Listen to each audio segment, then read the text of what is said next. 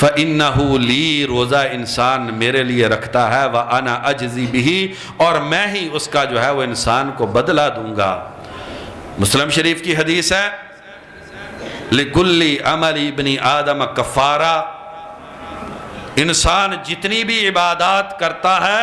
وہ انسان کے گناہوں کا کفارہ بن جاتی ہے، اِلَّا الصَّوْمَ سوائے روزے کے۔ روزہ انسان میرے لیے رکھتا ہے اور اس کا بدلہ بھی میں دوں گا۔ کیا مطلب اس حدیث کا؟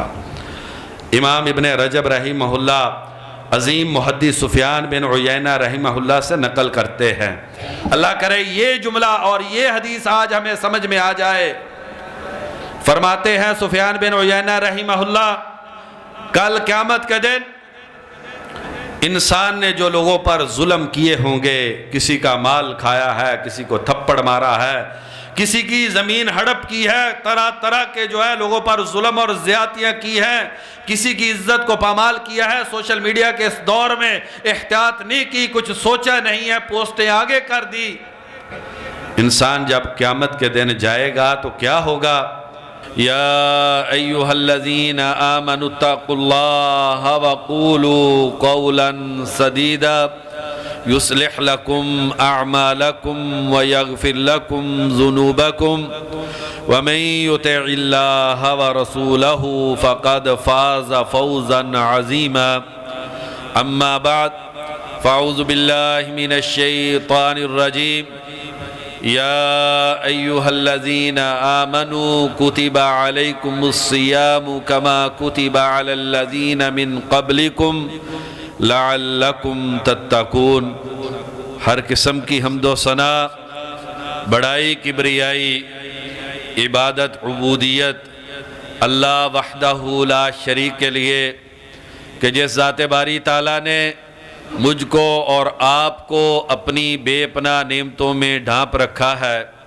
اور ان نعمتوں میں سے ایک عظیم اور بڑی نعمت رمضان المبارک کی نعمت ہے کہ اللہ احکم الحاکمین نے فضل کیا۔ اللہ احکم الحاکمین کا یہ ہم پر احسان ہے کہ اس نے ہمیں صحت، عافیت اور ایمان کی حالت میں رمضان المبارک کے روزے عطا فرمائے۔ انگنت لا تعداد درود و سلام ہو نبی اکرم صلی اللہ علیہ وسلم کی ذات اقدس پر کہ آپ اپنی امت کو اتنے قیمتی فرامین دے کر گئے کہ اگر سونے کے پانی سے بھی ان کو لکھا جائے تو سونے کی قیمت بڑھ جائے، اتنے قیمتی فرامین ہیں۔ میرے اور آپ کے خالق و مالک ہم کو مخاطب کر کے فرماتے ہیں کہ یا ایہا الذین آمنو، اے اس کائنات میں بسنے والے وہ لوگوں جو ایمان لا چکے ہو، اس کائنات کے وہ لوگوں جن کا یہ ایمان اور عقیدہ ہے کہ یہ دنیا کی زندگی عارضی زندگی ہے، پھر یہ سانسیں،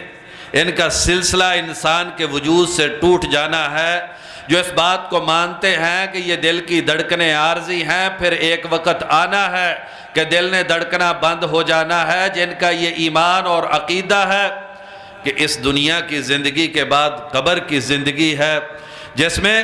ابتدائی طور پر انسان سے اس کی زندگی کا حساب لیا جانا ہے، جو اس بات کو مانتے ہیں کہ قبر جو ہے یا تو جنت کے باغیچوں میں سے ایک باغیچہ ہے یا جہنم کے گڑھوں میں سے ایک گڑھا ہے۔ رب العالمین ان لوگوں کو مخاطب کر کے فرما رہے ہیں جن کا یہ ایمان اور عقیدہ ہے کہ قبر سے پھر اٹھ کے محشر کا میدان ہے، اور ہر میں سے ہر ایک نے رب العالمین کے سامنے پیش ہونا ہے، پھر ہر آنکھ کے دیکھنے کے بارے میں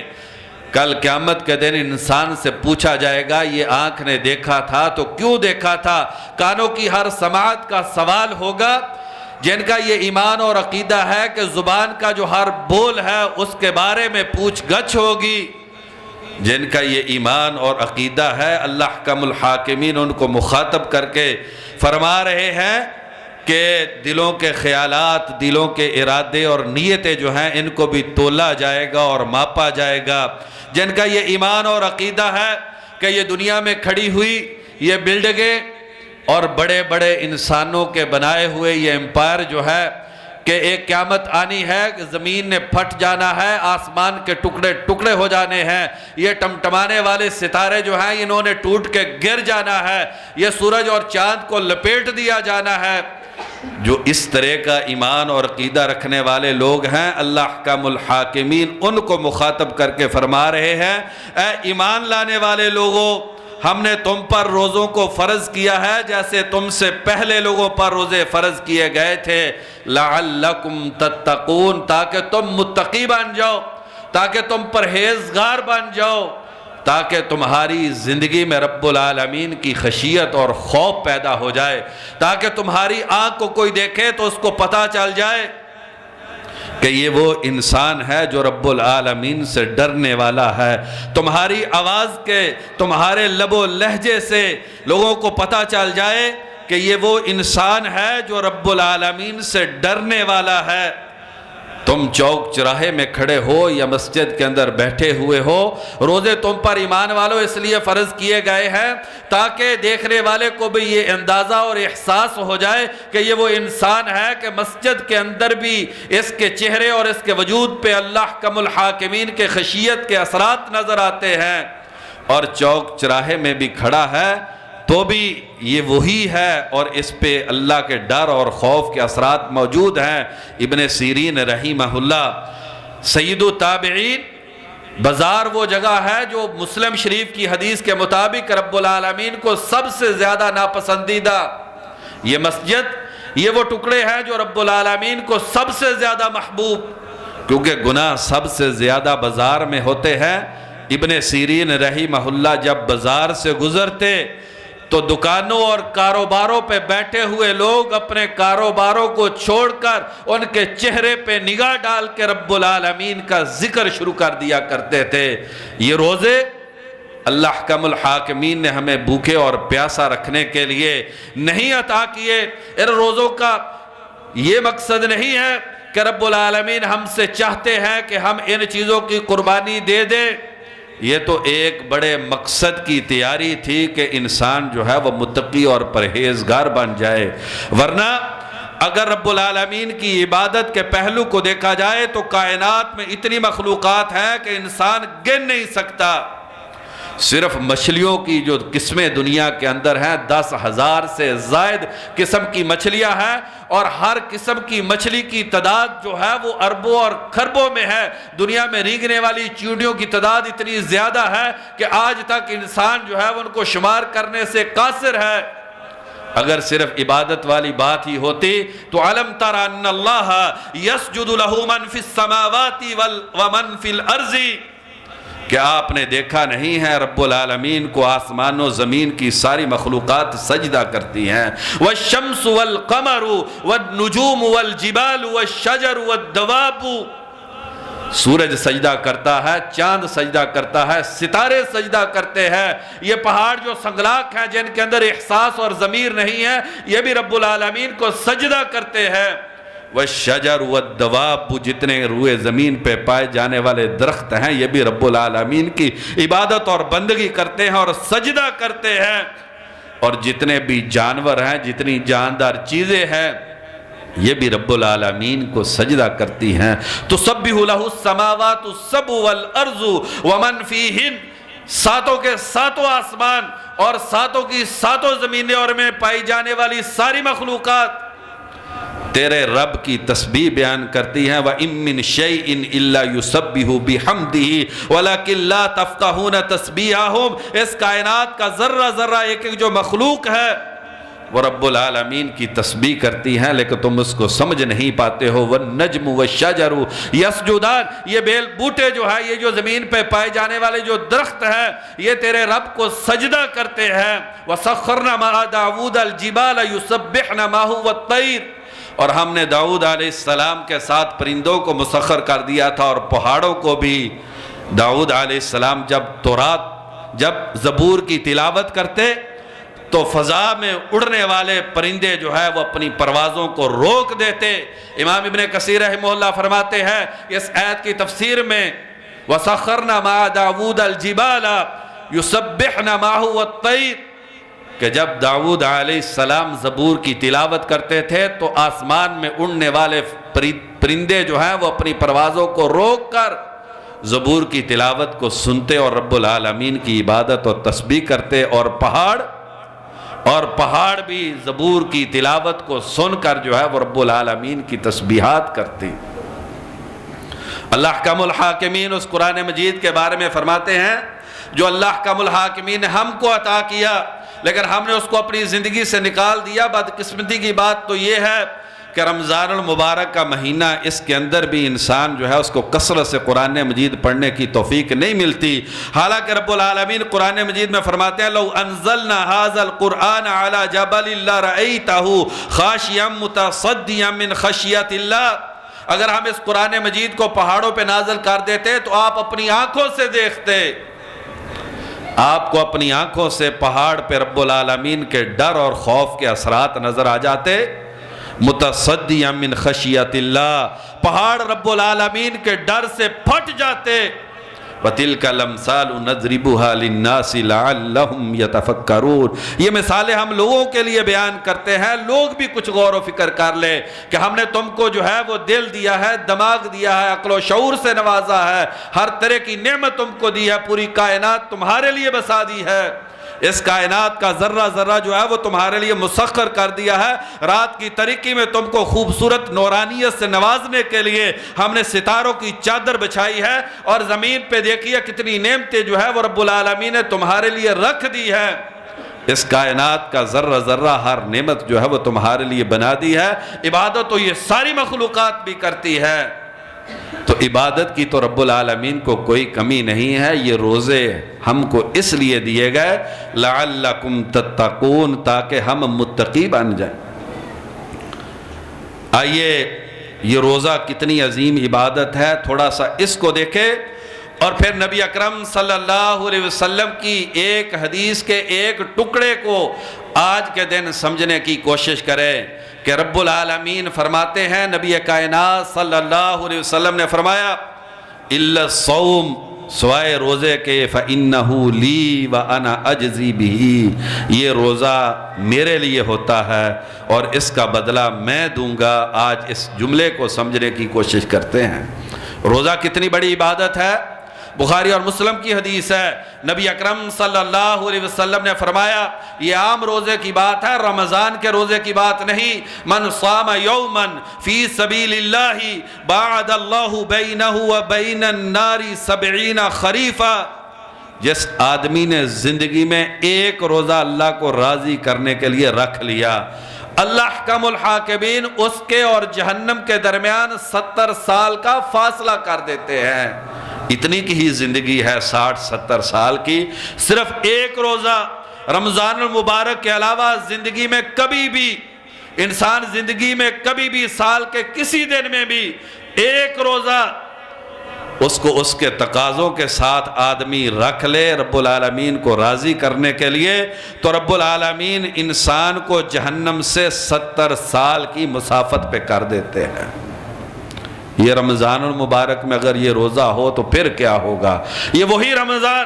کہ نبی اکرم صلی اللہ علیہ وسلم نے فرمایا، بخاری شریف کی حدیث ہے، عمرہ بہت بڑی عبادت ہے اور حج اتنی عظیم عبادت ہے کہ یہ وہ واحد عبادت ہے عبادات میں سے جس کے بارے میں علماء کرام کہتے ہیں کہ صغیرہ اور کبیرہ سارے گناہوں کی معافی کا ذریعہ ہے۔ صرف واحد ایک عبادت جو صغیرہ اور کبیرہ سارے گناہوں کی معافی کا ذریعہ ہے وہ حج ہے، اس کے علاوہ بقیہ جتنی بھی عبادات ہیں وہ صغیرہ گناہوں کا کفارہ تو بن جاتی ہے لیکن کبیرہ گناہوں کا کفارہ نہیں بنتی، کبیرہ گناہوں کی معافی مانگنی پڑتی ہے۔ نبی اکرم صلی اللہ علیہ وسلم نے فرمایا، جس آدمی نے رمضان المبارک میں عمرہ کیا اس آدمی کو حج کرنے کے برابر اجر ملتا ہے، بلکہ فرمایا کہ میری صحبت و رفاقت میں اس کو حج کرنے کا اجر اور ثواب ملتا ہے۔ تو یہ رمضان المبارک میں عمرے کی حیثیت اتنی بڑی، تو جو اصل عبادت اس رمضان کے مہینے کی ہے، روزے، قرآن مجید کی تلاوت، راتوں کا قیام، پھر اس کی رمضان المبارک کے مہینے میں کیا حیثیت ہوگی؟ یہ کوئی بھوکا اور پیاسا رکھنے کا پروگرام نہیں ہے۔ یہ رمضان المبارک کے روزے، امام ابن القیم رحمہ اللہ فرماتے ہیں جس آدمی نے رمضان المبارک کے مہینے کے روزے صحیح طور پہ رکھ لیے، ممکن ہی نہیں ہے 1 سال تک وہ انسان جو ہے اپنی زندگی کو گناہوں سے آلودہ کر لے۔ فرماتے ہیں جس آدمی نے رمضان المبارک کے روزے صحیح طریقے سے رکھ لیے، ان کے تقاضے پورے کر دیے،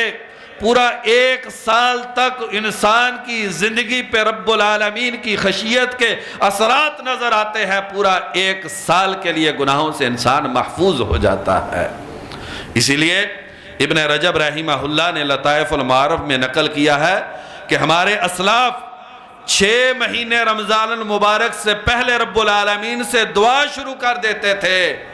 کہ رب العالمین اس سال رمضان کی سعادت جو ہے وہ ہم کو عطا کر دینا۔ تو یہ کتنی قیمتی چیز ہوگی کہ اس کی تیاری 6 مہینے پہلے رمضان المبارک آنے کی اور رمضان المبارک تک پہنچنے کی دعائیں کرتے تھے۔ اور پھر جب رجب کا مہینہ آ جاتا، کیا وجہ ہے کہ یہ روزہ ہمیں تقوی نہیں دے پاتا؟ کیا وجہ ہے کہ رمضان المبارک کے بعد بھی آنکھ میں حیا پیدا نہیں ہوتی؟ جیسے پہلے آوارہ تھی، آنکھ رمضان کے بعد بھی آوارہ ہے۔ کیا وجہ ہے کہ رمضان المبارک سے پہلے بھی نمازوں میں غفلت تھی، پھر رمضان المبارک کے بعد بھی نمازوں میں غفلت ہے۔ رمضان المبارک سے پہلے بھی سود کھاتا تھا، حرام کھاتا تھا، گندے مناظر کو دیکھتا تھا، رمضان المبارک کے بعد بھی ویسا ہے۔ رمضان سے پہلے بھی عورت جو ہے وہ شرم و حیا کی چادر کو پھاڑ کے آوارگی کا مظہر بن کے بازار میں نکلتی تھی، رمضان کے بعد بھی جو ہے وہ عورت اسی طریقے سے بے پردہ نکلنے کی جرات کرتی ہے۔ کیا وجہ ہے؟ رمضان سے پہلے بھی چہرے پہ نبی کی سنت نہیں ہے، رمضان گزار لیا ہے پھر بھی جو ہے وہ چہرے پہ نبی کی سنت نہیں آئی ہے۔ الغرض جو ہے رمضان سے پہلے والی زندگی رمضان کے بعد بدلی نہیں ہے۔ اس کی وجہ کیا ہے؟ اس کی وجہ یہی ہے کہ ہم رمضان کو سمجھے ہی نہیں، یہ رمضان ہے کیا۔ ان کو پتہ ہے 6 مہینہ پہلے دعائیں شروع کرتے، اور جب رجب کا مہینہ آ جاتا تو اپنے کاروبار اور معاملات کو مختصر کر دیتے اور اللہ تبارک و تعالیٰ کی عبادت پہ متوجہ ہو جاتے۔ ابو بکر الوراق رحمہ اللہ فرماتے ہیں جو آدمی رجب کے مہینے میں نیکی کی کھیتی کا بیج نہیں بوتا اور شعبان کے مہینے میں نیکی کی کھیتی کو سراب نہیں کرتا، وہ رمضان کے مہینے میں اس کھیتی کو کاٹ نہیں سکتا۔ کیا وجہ ہے کہ جب عید کا دن ہوتا ہے رمضان کے بعد پہلی فجر، اسی فجر میں جو ہے وہ حاضری مسجدوں میں نہیں ہوتی ہے؟ کیا وجہ ہے کہ رمضان گزرتا ہے اور ابھی جو ہے اس کو گزرے ہوئے کچھ زیادہ وقت نہیں ہوا ہوتا کہ عورتیں ایسے گندے لباس پہن کے عید کی نماز پڑھنے کے لیے جاتی ہیں کہ مسلمان اور کافر عورت میں فرق مشکل ہو جاتا ہے۔ کیا وجہ ہے رمضان المبارک کے 30 دن روزے کی حالت میں گزارے ہیں اور عید کے دن ہی جو ہے آنکھوں کی آوارگی کا جو ہے وہ سامان کیا جاتا ہے؟ فرماتے ہیں جو رجب کے مہینے میں نیکی کی کھیتی کا بیج نہیں بوتا اور شعبان کے مہینے میں اس کھیتی کو سیراب نہیں کرتا، وہ رمضان المبارک کے مہینے میں اس نیکی کی کھیتی کو کاٹ نہیں سکتا۔ یہ شعبان کا مہینہ جنہوں نے رمضان بنانا ہوتا ہے وہ کیسا گزارتے ہیں؟ نبی اکرم صلی اللہ علیہ وسلم بخاری شریف کی حدیث سیداتنا عائشہ رضی اللہ عنہا بیان فرماتی ہیں، آپ صلی اللہ علیہ وسلم شعبان کے مہینے کے پورے کے روزے رکھتے، اور مسلم شریف کی حدیث ہے 2-4 چند دن چھوڑ کے نبی اکرم صلی اللہ علیہ وسلم پورے شعبان کے مہینے کے روزے رکھتے۔ کیوں یہ شعبان کے مہینے میں روزے کیوں؟ امام ابن رجب رحمہ اللہ فرماتے ہیں یہ فرائض کی تیاری کے لیے۔ اس کو ایک مثال سے سمجھیے، ہر فرض نماز سے پہلے کم از کم 2 رکعتیں ہیں کس لیے؟ تاکہ انسان اپنے آپ کو چیک کر لے، اپنی زندگی کا جائزہ لے لے۔ میں مسجد میں آ گیا ہوں، میں نے فرائض میں کھڑے ہو کر اللہ اکبر کہنا ہے، 2 رکعتیں پڑھ کے اپنے آپ کو ٹیسٹ کر لے، کیا اب بھی میرے دل کے اندر باہر کی دنیا ہے یا کہ نہیں ہے؟ اپنے آپ کو چیک کر لے، کیا میں پورے طریقے سے رب العالمین کی خشیت میں ڈوب کے فرض نماز کو ادا کر سکتا ہوں یا کہ نہیں کر سکتا؟ میں نے جب اللہ اکبر کہنا ہے کہ یا اللہ میں مسجد میں کھڑے ہو کر، اس کائنات کی سب سے پاکیزہ جگہ میں کھڑے ہو کر رب العالمین اس بات کا اقرار کرتا ہوں، اعلان کرتا ہوں کہ میری زندگی میں تیرے علاوہ کسی اور چیز کی بڑائی اور کبریائی نہیں ہے، کیا واقعتاً ہاتھ کھڑے کر کے جب اللہ اکبر کہہ رہا ہوں تو میں واقعتاً اپنی زندگی میں رب العالمین کو سب سے بڑا مانتا ہوں یا کہ نہیں؟ تو یہ نماز سے پہلے انسان اپنے آپ کو چیک کر لیتا ہے۔ اسی طریقے سے رمضان المبارک سے پہلے شعبان کے پورے مہینے کے روزے صرف 2-3 دن چھوڑ کے بقیہ نبی اکرم صلی اللہ علیہ وسلم یہ روزے رکھتے تاکہ انسان مسلسل اپنے آپ کو ٹریننگ دے سکے، اپنے آپ کا جائزہ لے سکے کہ رمضان المبارک کا روزہ، جس روزے نے انسان کو متقی بنانا ہے اور اس کائنات کا سب سے بڑا اعزاز کہ انسان متقین میں سے ہو جائے، اس کو حاصل کرنا ہے، کیا میں اس روزے کے تقاضے پورے کرنے کے قابل ہو گیا ہوں یا کہ نہیں؟ یہ نہیں ہوتا کہ بس رمضان کا مہینہ آیا اور عبادت شروع کی تو پھر وہ رمضان میں ہی ختم ہو جاتی ہے، زندگی پہ اس کے اثرات مرتب نہیں ہوتے۔ سلمہ بن کہیل رحمہ اللہ عظیم محدث فرماتے ہیں کہ شہر شعبان شہر القراء، شعبان کا مہینہ یہ قرآن مجید کی تلاوت کا مہینہ ہے۔ ائمۃ المحدثین شعبان کے مہینے میں اپنی دکانوں اور اپنے کاروباروں کو بند کر دیتے تھے اور اپنے آپ کو قرآن مجید کی تلاوت کے لیے وقف کر لیتے تھے، تاکہ جب رمضان المبارک کے مہینے میں روزے رکھنے ہیں اور قرآن مجید کی تلاوت کرنی ہے تو انسان اس قابل ہو چکا ہو کہ وہ رمضان کے روزے رکھ سکے اور رمضان کے مہینے میں اس عظیم قرآن مجید کی تلاوت کر سکے، جس کے بارے میں رب العالمین نے فرمایا ہے شہر رمضان الذی انزل فیہ القرآن ھدی للناس وبینات من الھدی۔ لوگوں یاد رکھنا، رمضان کا مہینہ وہ مہینہ ہے جس میں ہم نے اس قرآن کو اتارا ہے کہ جو سراپا ہدایت ہے اور اس میں ہدایت کی واضح نشانیاں ہیں۔ ہم نے تم کو رمضان میں وہ قرآن مجید دیا ہے، اگر اس کو پہاڑوں پہ بھی اتار دیتے تو پہاڑ جو ہے وہ پھٹ جاتے۔ ہم نے تم کو وہ قرآن اس رمضان کے مہینے میں دیا ہے، تو تمہارا اس کے ساتھ کیا تعلق اور رویہ ہوتا ہے یہ شعبان میں اپنے آپ کو چیک کر لو۔ اور جو رجب اور شعبان کو اس طریقے سے گزارتا نہیں ہے وہ رمضان المبارک کے مہینے کی برکات اور فیوز کو صحیح معنی میں جو ہے وہ حاصل نہیں کر سکتا۔ امام ابن القیم رحمہ اللہ، اس سے پہلے ایک بات، ہم یہ سمجھتے ہیں کہ روزے کی تیاری بس ایسے ہی ہے، رمضان کے چاند کا اعلان ہوا اور نیت کر لی اور رمضان کے روزے شروع کر دیے۔ ہم تو یوں سمجھے ہیں، اس کو سعید بن مسیب رحمہ اللہ ان کے اس واقعے سے سمجھیے جسے امام ابن کثیر رحمہ اللہ نے البدایہ و نہایہ میں نقل کیا۔ کچھ لوگ ان کے پاس آئے اور آگے کہا امام الوقت ہم آپ کی صحبت میں حج کرنا چاہتے ہیں۔ انہوں نے فرمایا میں نے اس سال حج کی نیت نہیں کی۔ کہنے لگے کوئی بات نہیں، ابھی کافی وقت پڑا ہوا ہے، آپ حج کی نیت کر لیں۔ فرمانے لگے مجھے بیت اللہ کے حج کی نیت کرنے کے لیے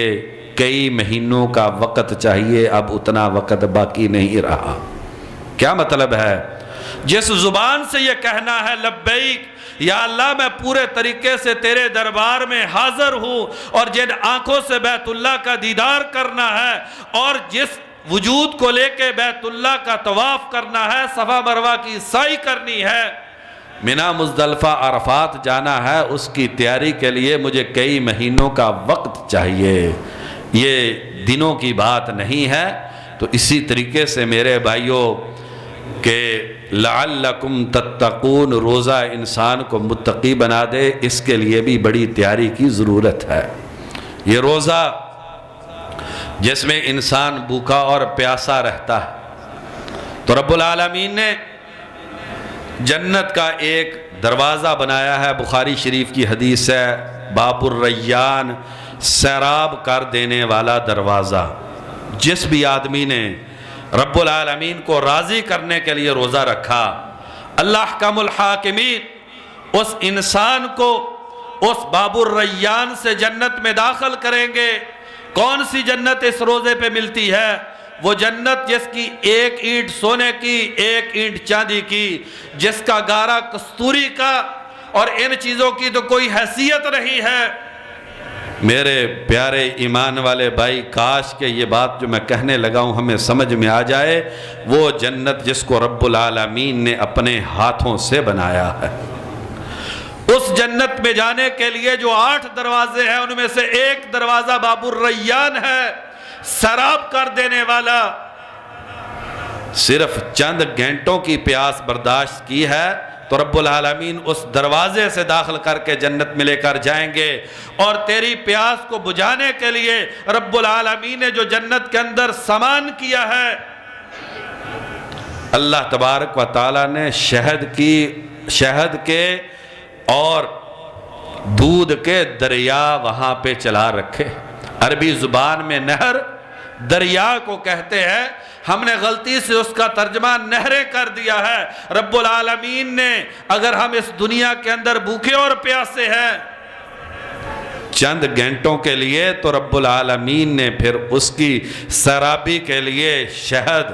اور دودھ کے دریا جاری کیے ہیں، جن سے رب العالمین جو ہے وہ پلائیں گے، اور وہاں پر شراب کے چشمے اور نہریں اور دریا ہوں گی، اور رب العالمین نے ایسا کھانے اور پینے کا سامان کیا ہے کہ انسان سوچ نہیں سکتا، انسان کی آنکھ نے دیکھنا یہ تو بڑے دور کی بات ہے۔ یہ روزہ جس دروازے سے انسان کو جنت میں لے جائے گا، موضوع کی طرف واپس آتے ہیں۔ صرف ایک حدیث بخاری شریف کی، مومن کو جنت کے اندر جو گھر ملے گا، ہم نے ان گھروں کو بنانے کے لیے، ان فیکٹریوں کو کھڑا کرنے کے لیے ہم نے جو ہے وہ روزے کی پرواہ نہیں کی، اپنی زندگی سے رب العالمین کا تقوی نکال دیا ہے، اس دنیا کو دل میں اتنی جگہ دے دی ہے کہ روزے کے باوجود بھی اس دل کے اندر رب العالمین کا ڈر اور خوف پیدا نہیں ہو پاتا۔ یہ جن بلڈنگوں اور کوٹھیوں پہ ہمیں فخر ہے، ان کی کیا حیثیت ہے؟ بخاری شریف کی صرف ایک حدیث کے بارے میں اگر ہم سوچ لیں، مومن کو جنت کے اندر جو گھر دیا جائے گا، ایک ہیرے کا گھر ہوگا جو 60 میل کا ہیرا ہوگا۔ 60 میل کے ہیرے کا ایک گھر ایک مومن کو دیا جائے گا۔ یہ روزہ کوئی معمولی عبادت نہیں ہے۔ آئیے اس حدیث کی طرف جس کے لیے یہ ساری تمہید ہے۔ اللہ احکم الحاکمین فرماتے ہیں، نبی کائنات صلی اللہ علیہ وسلم نے رب العالمین کا فرمان ہم تک نقل کیا ہے، بخاری اور مسلم کی حدیث ہے، کل عمل ابن آدم لہو الا الصوم، انسان جتنی بھی عبادات کرتا ہے سب کا فائدہ انسان کو ہے سوائے روزے کے۔ فَإِنَّهُ لِي، روزہ انسان میرے لیے رکھتا ہے، وَأَنَا أَجْزِي بِهِ، اور میں ہی اس کا جو ہے وہ انسان کو بدلہ دوں گا۔ مسلم شریف کی حدیث ہے، لِكُلِّ عَمَلِ ابْنِ آدَمَ کفارہ، انسان جتنی بھی عبادات کرتا ہے وہ انسان کے گناہوں کا کفارہ بن جاتی ہے، إِلَّا الصَّوْمَ، سوائے روزے کے۔ روزہ انسان میرے لیے رکھتا ہے اور اس کا بدلہ بھی میں دوں گا۔ کیا مطلب اس حدیث کا؟ امام ابن رجب رحمہ اللہ عظیم محدث سفیان بن عیینہ رحمہ اللہ سے نقل کرتے ہیں، اللہ کرے یہ جملہ اور یہ حدیث آج ہمیں سمجھ میں آ جائے۔ فرماتے ہیں سفیان بن عیینہ رحمہ اللہ، کل قیامت کے دن انسان نے جو لوگوں پر ظلم کیے ہوں گے، کسی کا مال کھایا ہے، کسی کو تھپڑ مارا ہے، کسی کی زمین ہڑپ کی ہے، طرح طرح کے جو ہے لوگوں پر ظلم اور زیادتیاں کی ہیں، کسی کی عزت کو پامال کیا ہے، سوشل میڈیا کے اس دور میں احتیاط نہیں کی، کچھ سوچا نہیں ہے، پوسٹیں آگے کر دی۔ انسان جب قیامت کے دن جائے گا تو کیا ہوگا؟ جن پہ ظلم کیا ہوگا انسان کی نیکیاں کاٹ کاٹ کے ان لوگوں کو دی جائیں گی۔ جب انسان کی نیکیاں ختم ہو جائیں گی تو دوسروں کے گناہ لے کر جو ہے وہ انسان کے کھاتے میں ڈالے جائیں گے۔ سفیان بن عیینہ رحمہ اللہ فرماتے ہیں سوائے ایک عبادت کے گناہوں کے کفارے میں ساری عبادات دی جائیں گی، انسان کی نمازیں دی جائیں گی، انسان کے حج دیے جائیں گے،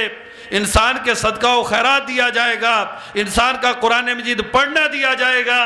لیکن جس آدمی نے صحیح معنی میں رمضان المبارک کا روزہ رکھا ہوگا،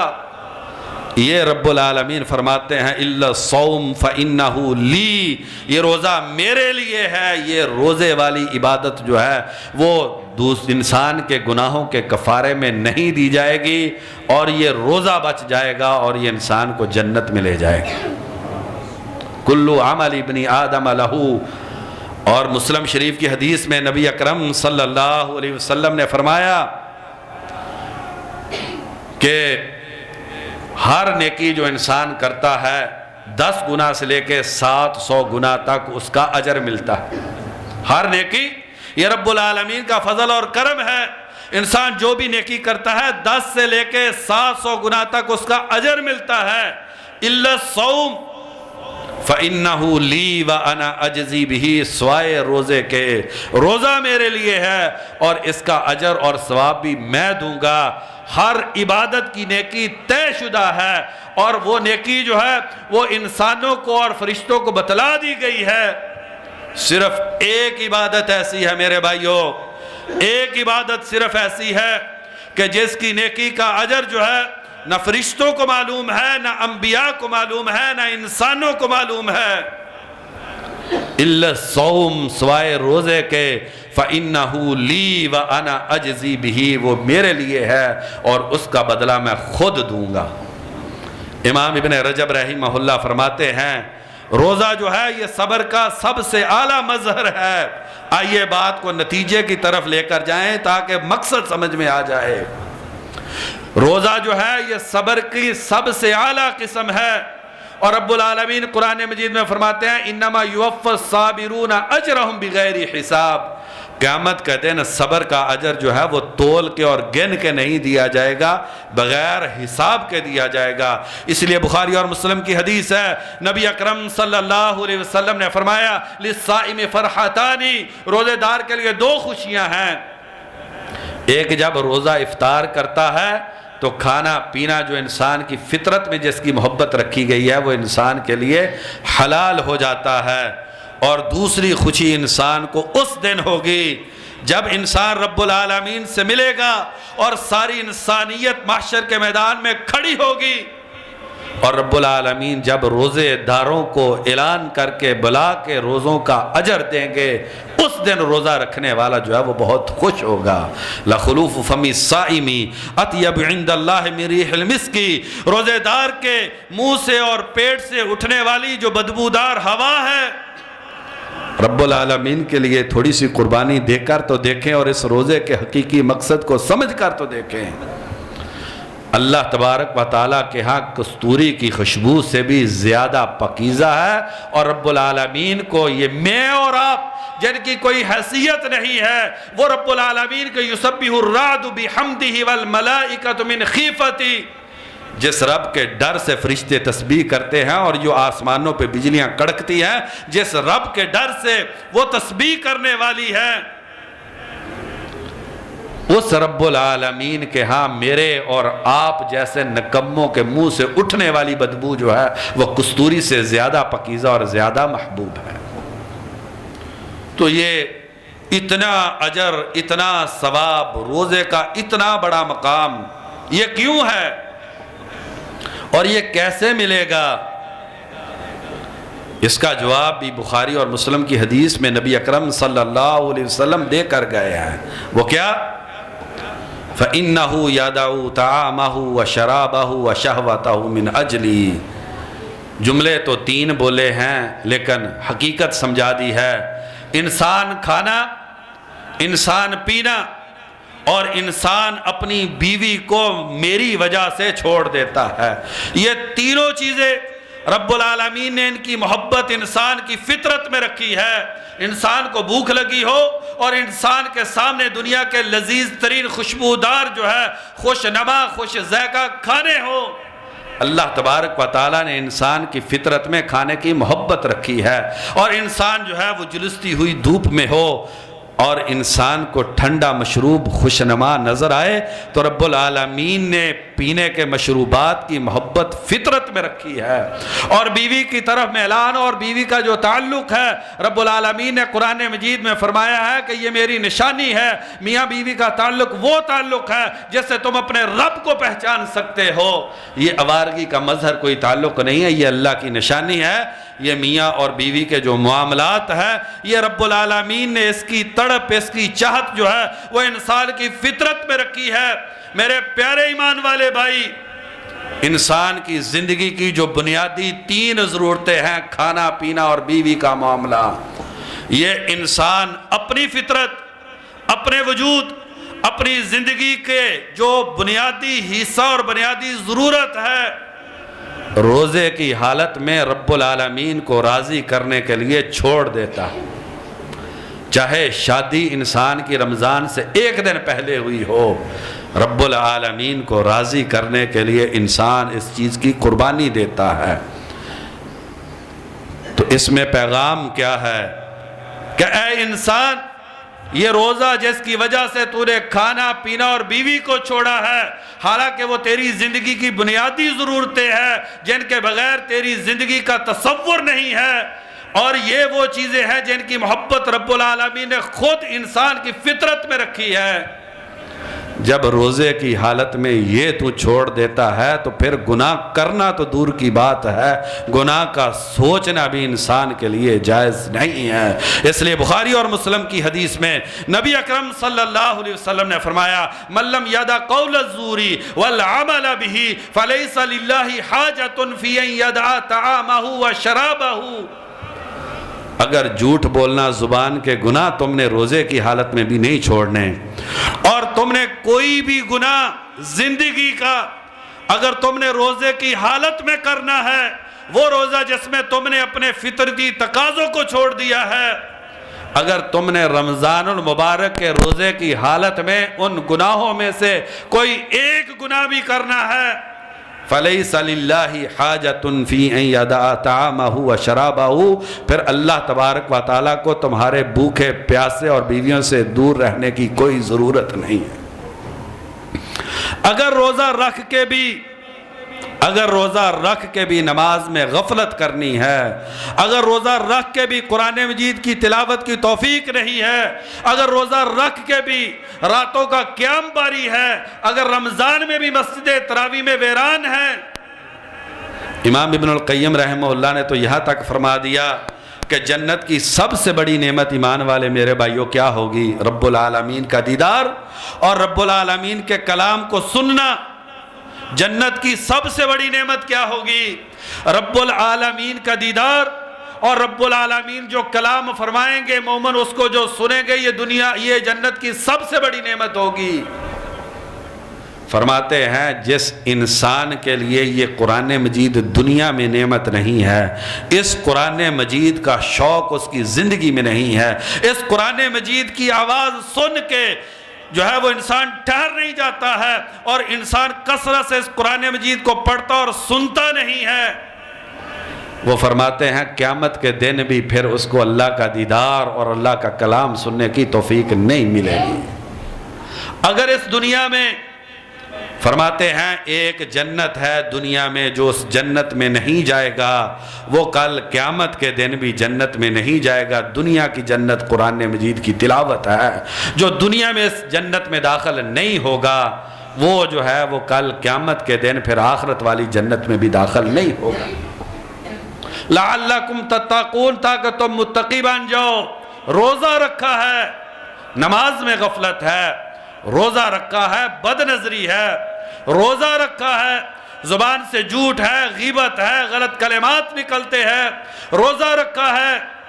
عورت کو پردے کی پرواہ نہیں ہے، مرد عورت کو حلال حرام کھانے کی کوئی ٹینشن نہیں ہے، روزہ رکھا ہے اس کے باوجود جو ہے وہ داڑھی کٹوانے کو نہیں چھوڑتا ہے، روزہ رکھا ہے پھر بھی گناہ کرتا ہے۔ یہ انسان نہ روزے کے مقام کو سمجھا ہے، نہ ہی رب العالمین نے جس مقصد کے لیے روزہ بنایا ہے اس کو سمجھا ہے۔ یہ وہ بد نصیب ہے، یہ وہ بد نصیب ہے جس نے بھوک اور پیاس کے علاوہ اپنے لیے کچھ حاصل نہیں کیا۔ سیدنا جابر رضی اللہ عنہ فرماتے ہیں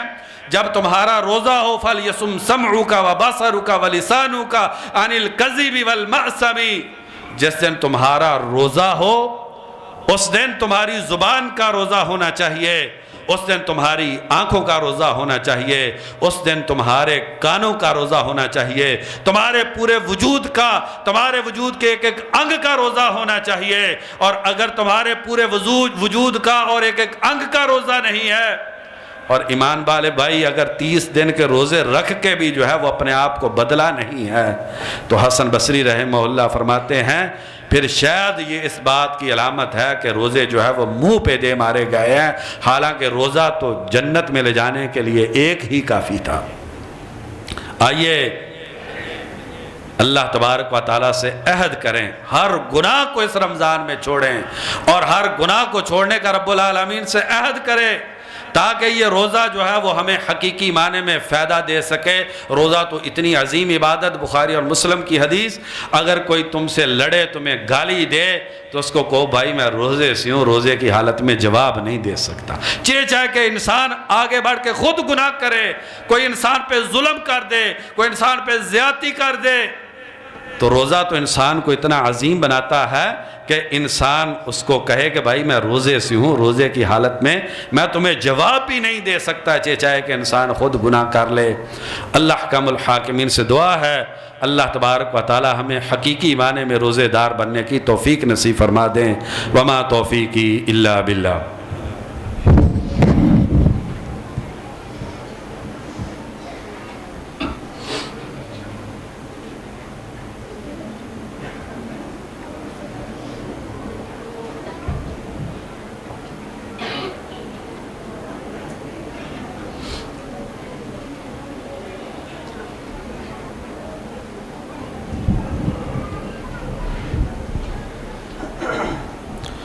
ان الحمد للہ نحمده ونستعینه ونستغفره والصلاة والسلام علی رسول اللہ اما بعد۔